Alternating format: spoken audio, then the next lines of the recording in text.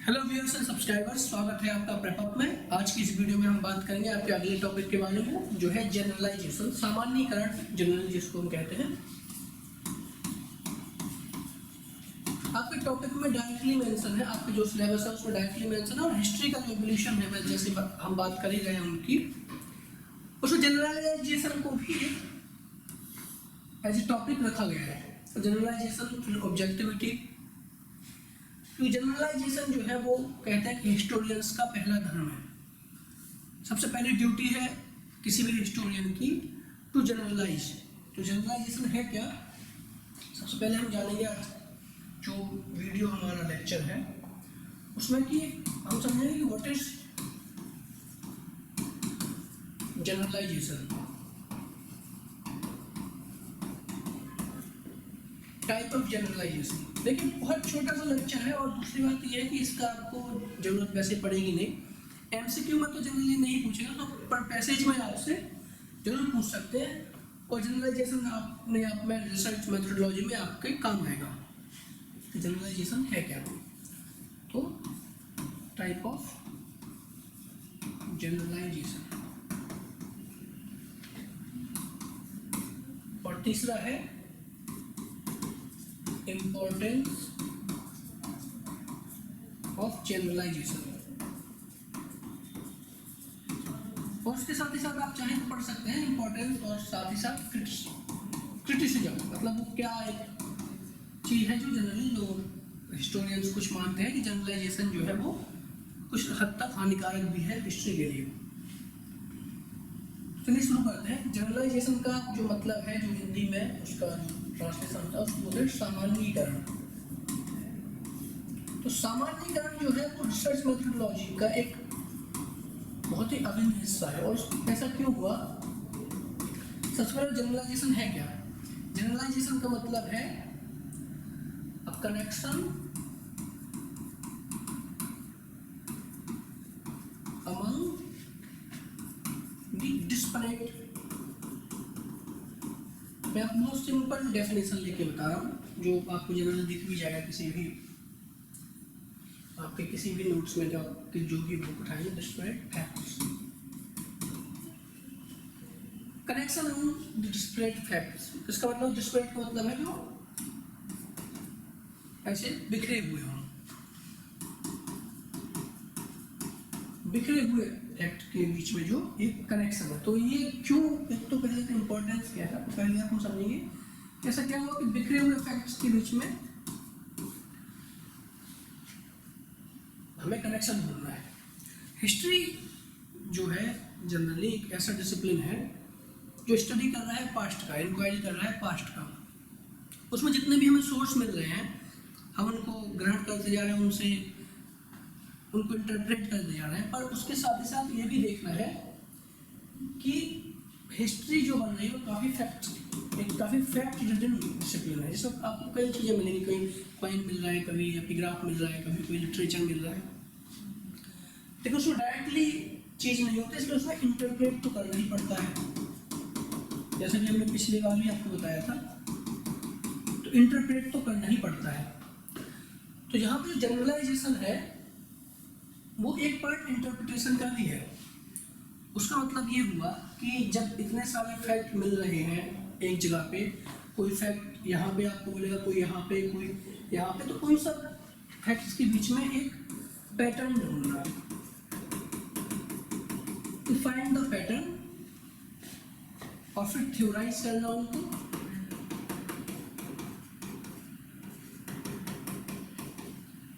ठीक है।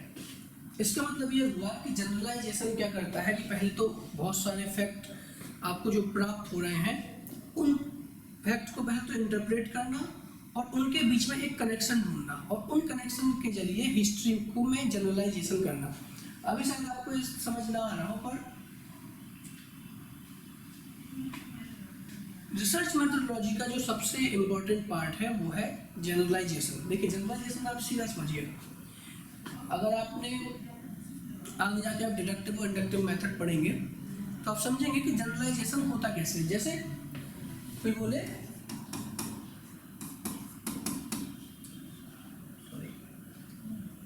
जैसे कोई बोले कि किसी का भी नाम, जैसे राम इज अ ह्यूमन, ठीक है,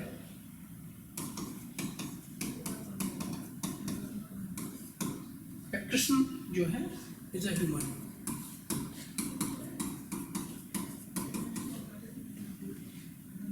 और जो ह्यूमंस है, ह्यूमंस डू ब्रीथ, मतलब डू ब्रीथ का मतलब है कि जो सांस लेते हैं।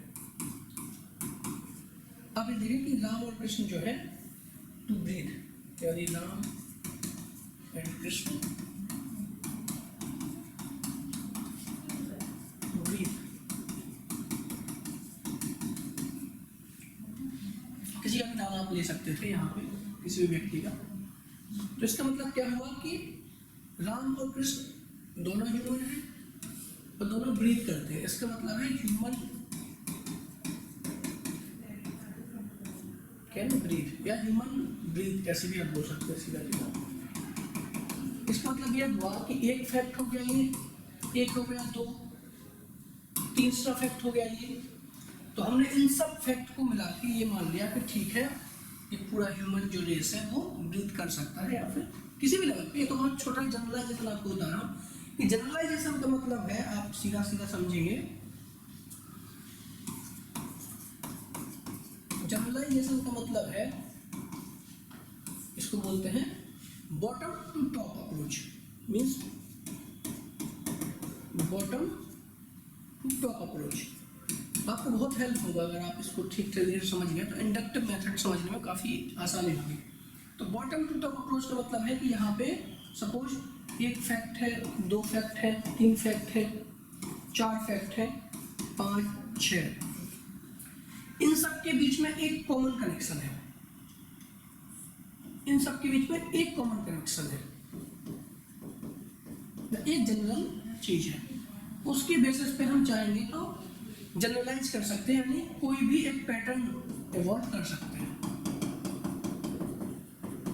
और इसी पैटर्न को हम कहते हैं generalization. Top to bottom, bottom to top approach, यानी पहले धीरे धीरे कोई कई फैक्ट हैं जो अनरिलेटेड है, ठीक है, पर उनके बीच में एक जनरल फैक्ट निकालना और उस फैक्ट के जरिए पैटर्न बनाना या थ्योराइज करना, वो आगे जाके थ्योरी भी ऐसे ही बनती है ना। आप थ्योरी, अब धीरे धीरे आप रिसर्च मेथोडोलॉजी पढ़ेंगे, जो लोग एमए में है ऑलरेडी उनको तो शायद रिसर्च मेथोडोलॉजी का कोर्स कराया जाता है। अगर आप पीएचडी की ओर अग्रसर होंगे तो आपको वहाँ पे ये मेथड जरूर पढ़ाए जाएंगे कि कैसे थ्योराइज करना है। आप अपना जब सिनॉप्सिस लिखेंगे पीएचडी का, तो आपको ये सब चीज़ें जरूर पढ़ाई जाएंगी उसमें। इसको अगर आप समझना चाहें तो इसको ही बोलते हैं इंडक्टिव मेथड।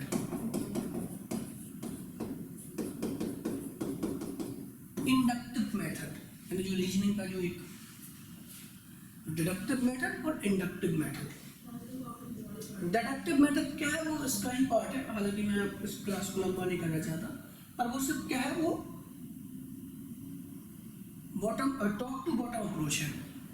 यानी कुछ जनरल फैक्ट देखेंगे, उसमें से कोई एक फैक्ट जनरल है, उससे लाके हम एक चीज के यहाँ पे देखेंगे कि हाँ ये कॉमन है उसमें। वो जनरली थोड़ा बहुत इजी है, वो ज़्यादा कठिन नहीं है, उसमें भी आप समझ जाएंगे उसको। और हाँ, यहाँ आप समझ गए होंगे कि जनरलाइजेशन का मतलब है पैटर्न खोजना, कई फैक्ट्स में पैटर्न खोजना। जैसे मेजर सिविलाइजेशन हैं, जैसे आप एक पैटर्न आप देखिए, जैसे इंडस सिविलाइजेशन, सिंधु जैसे हम बोलते हैं, इंडस जो सिविलाइजेशन है was on the bank of river, मतलब ये was on the bank of river, ठीक है। मेसोपोटामियन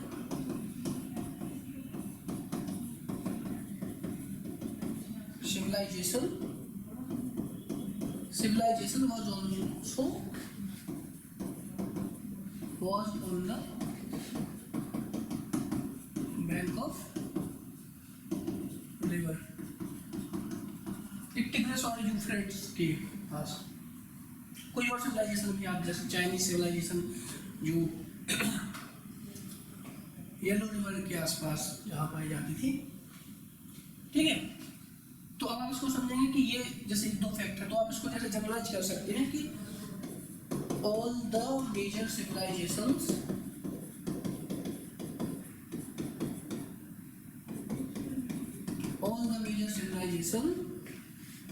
was on the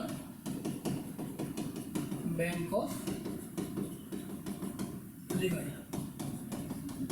एक वाटर सोर्स, रिवर को जनरली वाटर सोर्स माना जाता है। तो अब इससे जनरलाइज कर सकते हैं कि फॉर द सिविलाइजेशन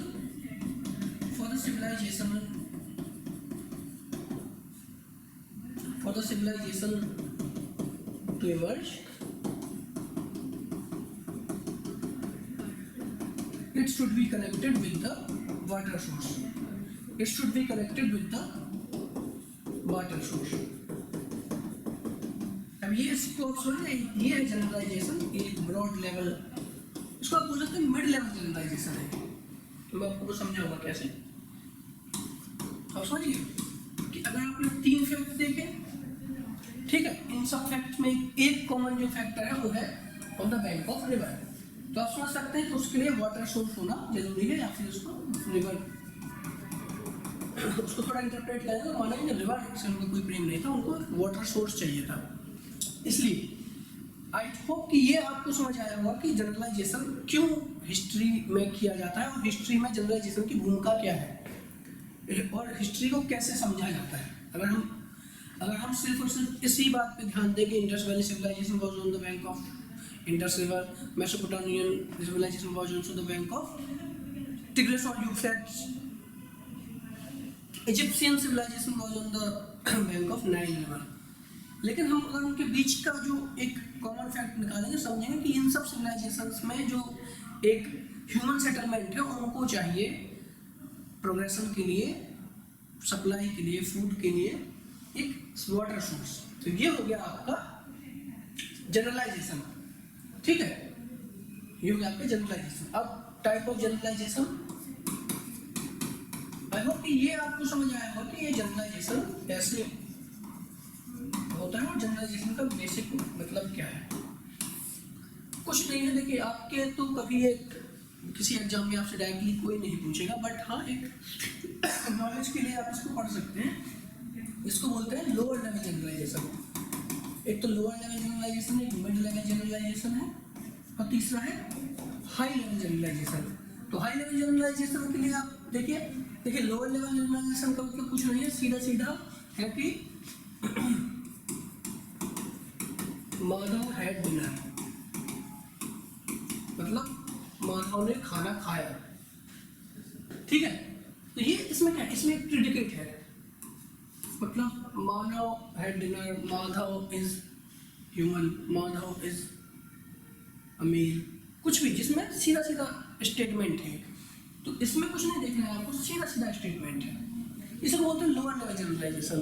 तो जैसे पता चला कि Madhav had dinner, Radha had dinner, कोई भी हैड डिनर, इन सब ने रात में खाना खाया, इसका मतलब है कि लोगों का जो पैटर्न है वो जनरली रात में खाना खाने का है। तो बहुत सीधा सा इसमें जनरलाइजेशन हो जाता है, कोई समस्या नहीं होती। यहाँ पे मिड लेवल जनरलाइजेशन का मतलब है कि आपको फॉरवर्ड और बैकवर्ड लिंकेजेस देखेंगे आप उसमें। फॉरवर्ड और बैकवर्ड लिंकेजेस का मतलब ये है कि सपोज किसी ने बोला कि माधव हैड डिनर और राम हैड डिनर, सपोज कि Madhav had dinner, Ram had dinner, कोई भी श्याम हैड डिनर, कुछ भी आप नाम ले सकते हो उसमें। सपोज कि 3 फैक्ट हैं, तो ये फॉरवर्ड और बैकवर्ड लिंकेजेस का मतलब है कि दैट मीन्स कि इन्होंने पहले खाना, दे वर हंग्री, दे वर फैमिश्ड, ठीक है। इसका मतलब है कि तीनों लोग हंग्री थे। ये हो गया उसका बैकवर्ड लिंकेज। और उसके बाद ये होगा कि अब ये लोग, इन लोगों का they are not hungry, they are they are full, उनका जो पेट है वो भरा हुआ है। तो ये हो गया आपका फॉरवर्ड और बैकवर्ड, यानी ये हो गया आपका बैकवर्ड लिंकेज, ये हो गया आपका फॉरवर्ड लिंकेज। ये तो मैं बहुत इजीली समझा रहा हूँ। सपोज कि कोई घटना होती है, सपोज कि 1857 का इवेंट हुआ, ठीक है। तो 1857 का इवेंट हुआ, तो जो 1857 का रिवोल्ट हुआ सपोज, तो जो आपका बहुत, जिसको लोअर लेवल जनरलाइजेशन बोलते हैं, तो लोअर लेवल जनरलाइजेशन क्या कहेगा, उसको बोला कि सिपॉय म्यूटिनी थी। सिपॉय म्यूटिनी से मतलब है कि भाई वहाँ पे वो एक तो गाय और सुअर की कारतूस उन्हें खाने के लिए दे दिए, मतलब उनको जीभ से मुंह से ही उतर के निकालना था वो कारतूस से, इसलिए वो उनको भड़क गए और वहाँ पे कुछ दो चार चीज़ें बता दी कि हाँ इस वजह से ये हुआ। मिड लेवल जो जनरलाइजेशन होगा, मिड लेवल जनरलाइजेशन में वो देखेंगे कि देखिए ऐसा नहीं था कि केवल ये जो कारण था ये हुआ, उसके पीछे ठीक ठाक रिलीजियस, सोशल, इकोनॉमिक रीजंस थे, ठीक है। तब जाके ये 1857 का रिवोल्ट हुआ। ये हो गया आपका बैकवर्ड लिंकेजेस, ठीक है। तो इससे क्या बैकवर्ड, इससे क्या जनरलाइज करेंगे कि देखिए अगर आप बच्चों को ज़्यादा परेशान करेंगे, तो बच्चों का मतलब कि जो पॉपुलेशन थी, अगर कोई टायरेंट वहाँ पे है, तो अगर आप पॉपुलेशन को ज़्यादा परेशान करेंगे, सोशल इकोनॉमिक इशू करेंगे, तो दे विल रिवोल्ट। जनरलाइज आप तो एक का बैकवर्ड तो आप कर ही सकते हैं कि ये इस वजह से हुआ। और यहाँ पे क्या हो रहा है कि जैसे 1858 के रिफॉर्म आए, रिफॉर्म बोले या फिर जो बदलाव आए, तो उससे आप क्या समझेंगे, फॉरवर्ड जो इसका लिंकेज है, तो फॉरवर्ड लिंकेज से क्या पता चलता है कि अगर कोई रिवोल्ट होता है ऐसा 1857 का, तो उसका मतलब है कि the revolt is followed bye reform, मतलब किसी भी गवर्नमेंट में। अब आप इसको जनरलाइज करेंगे, अच्छा 1857 का रिवोल्ट हुआ इसलिए ऐसा हुआ, उसके पहले जितने भी रिवोल्ट हो रहे थे उसमें थोड़े संथाल रिवोल्ट हुआ, तो उसमें क्या किया कि पहले क्या समस्या थी, उसके बाद मतलब आप जनरलाइज कर सकते हैं कि उसके बाद गवर्नमेंट का जो थोड़ा सा रुख है वो थोड़ा सा रिफॉर्म की तरफ जाता है, और वो चाहते हैं कि वो लोग ज़्यादा नाराज ना हो। और ऐसे ही समझिए, तो ये क्या होगा, फॉरवर्ड और बैकवर्ड लिंकेज दोनों आप इसमें देख सकते हैं। ये है मिड लेवल जनरलाइजेशन। तो अब देखेंगे संथाल रिवोल्ट देखेंगे, आप नील का जो रिवोल्ट हुआ, जो इंडिगो रिवोल्ट बोलते हैं, सन्यासी रिवोल्ट, और 1857 का रिवोल्ट, और भी आप देखेंगे पावना रिवोल्ट, पाइक रिवोल्ट देखेंगे, तो उसमें फिर ऐसे जनरलाइज करेंगे तो उसके पीछे कुछ ना कुछ कारण थे, और जो रिवोल्ट है that is followed by some consolidatory measures. तो ये हो गया आपका मिड लेवल और लोअर लेवल जनरलाइजेशन। जो एक है वो है high level generalization. High level generalization ही आपको ले जाता है थ्योरीज बनाने के लिए। हाई लेवल जनरलाइजेशन जनरली क्या करता है, थ्योरीज बनाता है, थ्योरीज बनाता है। और ये जो एक हाई लेवल जनरलाइजेशन है, ये एक प्रॉपर एक एटमॉस्फेरिक एनालिसिस है उस स्थिति का। और जैसे आप समझेंगे, जैसे आप मार्क्स, जैसे कई लोग मार्क्स को बोलते हैं, मार्क्स ने काफ़ी बड़ा जनरलाइजेशन किया। तो अगर आप मार्क्सिस्ट हिस्ट्री देखेंगे, तो मार्क्सिस्ट हिस्ट्री ऐसे शुरू नहीं होती। जब वो बोलते हैं देखिए अभी जो समस्या है वो है कैपिटलिज्म, तो जैसे उन्होंने बोल दिया कि कैपिटलिज्म है, तो कैपिटलिज्म के पीछे उन्होंने बताया कि इसके पीछे फ्यूडलिज्म था, ठीक है। फ्यूडलिज्म के आप और पीछे जाएंगे तो एग्रेरियन या एक मोनार्कियल सिस्टम था, और कैपिटलिज्म के बाद आएगा सोशलिज्म। तो उन्होंने जनरलाइज कैसे किया कि कैपिटलिज्म के पीछे ये समस्या थी। और ये जनरलाइजेशन ऐसा नहीं कि सिर्फ एक ही पक्ष के लिए जनरलाइजेशन है। यहाँ पे जब हमने मिड लेवल जनरलाइजेशन किया था तो एक ही पक्ष को देख रहे थे हम, क्या, रिवोल्ट को केवल। मिड लेवल जनरलाइजेशन में हमने देखा कि रिवोल्ट कैसे होते हैं, क्या होता है, उनको कैसे जनरलाइज करना है, उससे क्या हमें टेकअवेज है। लेकिन जब हम बात करेंगे यहाँ पे हाई लेवल जनरलाइजेशन की, तो हाई लेवल जनरलाइजेशन में क्या होगा कि प्रॉपर जो बैकवर्ड लिंकेजेस भी हैं उनका पूरा सोशल, इकोनॉमिक, पॉलिटिकल, रिलीजियस, जितना भी वहाँ पे एक स्थिति बनती है उसका प्रॉपर एनालिसिस करेंगे। और हाई लेवल जनरलाइजेशन के साथ एक चीज है कि we can also predict. Predict का मतलब ये है कि हम चाहे तो आगे, मतलब हाई लेवल जनरलाइजेशन जब होता है तो उसमें पहले तो पीछे के लिंकेजेस देखते हैं, ऐसा ऐसा हुआ था, और क्योंकि ये गति है हिस्ट्री की, तो आगे भी जैसे कैपिटलिज्म, तो कैपिटलिज्म में भी ऐसी कुछ समस्याएं हैं जो आपको सोशलिज्म की ओर ले जाएंगी, जनरल मार्क्स ने किया। लेकिन आप समझ सकते हैं कि हाई लेवल जनरलाइजेशन यहाँ पे क्या फॉलो कर रहा है। हाई लेवल जनरलाइजेशन का जनरलाइजेशन है, पहले तो वो क्या कर रहा है कि आपका बैकवर्ड जो लिंकेजेस है उसका प्रॉपर एक होलिस्टिक, बैकवर्ड और फॉरवर्ड लिंक्स तो देखता ही है, साथ साथ उसका एक होलिस्टिक वर्ड एक एनालिसिस कर रहा है, और उसी हॉलिस्टिक एनालिसिस के बलबूते वो प्रिडिक्ट भी कर रहा है। तो इसने क्या किया कि इन सब के उसने भरोसे ये बात मान ली कि देखिए हिस्ट्री में यही होता है, ऐसा पिछले भी होता आया है और आगे भी ऐसा होगा। अगर तो अब जनरलाइजेशन देखिए वो क्या बोल रहा है कि अगर सिमिलर कंडीशंस अराइज होती हैं तो हमें सिमिलर कंडीशन या सिमिलर कॉज होते हैं तो हमें सिमिलर आउटकम देखने को मिलेंगे, और इसी को बोलते हैं थ्योराइजेशन। थ्योराइजेशन पे भी काफ़ी हम बात करेंगे जब हम पॉजिटिविज्म की बात करेंगे, जब हम थोड़ा बहुत अगर उस पर भी बात किया तो समझाएंगे। तो ये हो गया आपका हाई लेवल जनरलाइजेशन। तो आपने इतना तो समझ लिया होगा कि हाई लेवल जनरलाइजेशन में क्या डिफरेंस है मिड लेवल जनरलाइजेशन से, और उसके साथ साथ जो लो लेवल जनरलाइजेशन है उससे। ठीक है, तो इम्पोर्टेंस क्या है इसका।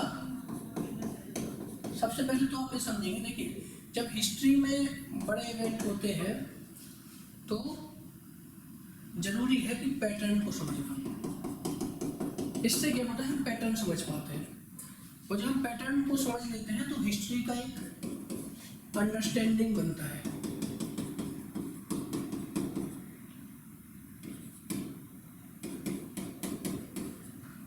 एक अंडरस्टैंडिंग हिस्ट्री का बनता है या हिस्टोरिकल इवेंट्स का। जैसे कि मैंने आपको बताया था ना सिविलाइजेशन वाला जो बैंक पे, जिमल बैंक पे, तो पैटर्न बनता है, एक तो अंडरस्टैंडिंग बनती है, दूसरा थ्योराइजेशन होता है। थ्योराइजेशन होता है तो वी कैन ऑल्सो प्रिडिक्ट। तो थ्योराइजेशन हो रहा है तो ये भी इसका एक इम्पोर्टेंस है। बिना थ्योराइजेशन के एकेडमिक्स नहीं चलता, कुछ थ्योराइजेशन करना पड़ता है। जब आप कभी पढ़ेंगे तो देखेंगे कि कैसे करके थ्योराइजेशन जो है एक बहुत बड़ी भूमिका आपके रिसर्च में निभाता है। विदाउट थ्योराइजेशन यू कैन रिसर्च मतलब है कि आप कोई नई नॉलेज प्रोड्यूस कर ही नहीं पाएंगे। आपको थ्योराइजेशन चाहिए, आपको पैटर्न समझना है, आपको जनरलाइजेशन समझना है। तो इसका इंपॉर्टेंस ये है। कुछ लोग क्रिटिक करते हैं कि देखिए इससे जो है ओवर पैटर्नाइजेशन हो रहा है। मतलब क्या हो रहा है कि लोग वहां पे भी पैटर्न खोज रहे हैं जहां पे पैटर्न है ही नहीं। इसके लोग आरोप लगाते हैं कि मार्क्सिस्ट हिस्ट्री, जैसे मान लो आपको एक उदाहरण दो कि इस बात पे काफी डिबेट है कि इंडिया में फ्यूडलिज्म था कि नहीं था। ठीक है, डिवाइड ठीक ठाक। मार्क्स ने खुद बोला कि एशियाटिक जो मॉडल था उसमें आपको उस तरीके का एवोल्यूशन नहीं दिखता है जैसा आपको यूरोप में दिखता है, पर इंडिया में जो मार्क्सिस्ट स्कॉलर है, खास करके आपके आर एस शर्मा और बाद में डी एन झा वगैरह ये लोगों ने, तो उन्होंने कहा कि नहीं फ्यूडलिज्म था, क्योंकि फ्यूडलिज्म तो मार्क्सिस्ट हिस्ट्री का एक बहुत इंपॉर्टेंट स्टेज है। लेकिन क्योंकि उनका जो आइडियोलॉजिकल एक शिफ्ट है, मतलब यही दूसरी समस्या है कि जो आइडियोलॉजिकल बायसनेस है, एक आइडियोलॉजिकल बायसनेस है, उसकी वजह से ओवर पैटर्नाइजेशन होता है। मार्क्स ने बोल दिया कि पहले मोनार्कियल सिस्टम था, उसका फ्यूडलिस्टिक सिस्टम आया, फिर मर्केंटलिज्म और कैपिटलिज्म के बाद सोशलिज्म आएगा। तो अगर मान लो फ्यूडलिज्म छोड़ दिया, और यही सेम चीज होता है स्लेव, कि इंडिया में वो स्लेव व्यवस्था थी कि नहीं थी, लेकिन क्योंकि उनका आइडियोलॉजिकल जो लॉयल्टी है वो मार्क्सिज्म को है, तो वो हिस्टोरियन क्या कोशिश करते हैं ये समझाने की कि वहाँ पे दोनों चीज़ें थी और उसी पैटर्न में वो फ्लो हो रही है हिस्ट्री। हालांकि उनके पास तथ्य हैं, उनके पास सब्सटेंशियल उस चीज़ को लेकर आर्गूमेंट्स हैं, बट फिर एक जो समस्या होती है वो होती है ओवर पैटर्नाइजेशन की, यानी लोग पैटर्न ऐसे खोजने लगते हैं, तो जनरली शायद वहाँ पे ना हो। हालांकि कोई डिबेट है तो हम उस पर कोई एक निश्चित आपको फॉर्म तो नहीं बता सकते, बट हाँ इस तरीके से आप समझ सकते हैं कि समस्या कहाँ होती है। तो ओवर पैटर्नाइजेशन का आइडियोलॉजिकल बायसनेस आता है जनरलाइजेशन की वजह से, ठीक है। तो ये था आपका, बट एक बात तो आप समझिए कि जनरलाइजेशन के बिना हिस्ट्री को समझना बहुत मुश्किल है। यानी कि अगर आप जनरलाइजेशन नहीं करते, ना केवल हिस्ट्री, आप किसी भी फील्ड में आप जाएंगे जहाँ पे आपको ठीक ठाक रिसर्च प्रोड्यूस करना हो, जहाँ पे आपको रिसर्च प्रोड्यूस करना है वहाँ पे आपको जनरलाइजेशन करना पड़ेगा। इसलिए ये इस बात को लेकर ध्यान रखा जाता है कि जनरलाइजेशन वहाँ पे चलता रहे, ठीक है। तो आप इसको स्कैन करके आपको हमारे नोट्स, ये जो क्लास में जितना भी हमने लिखा वो आपको मिल जाएगा, आप उसको स्कैन कर लीजिए। और उसके अलावा हमारा टेलीग्राम चैनल जो है उसको ज्वाइन कर लीजिए, हमारा यूट्यूब पेज में सब्सक्राइब कर लीजिए, ताकि आप आगे वाली वीडियो में हम ऑब्जेक्टिविटी को देखेंगे, तो उस पर भी आप अपनी नज़र बनाए रखिए। धन्यवाद।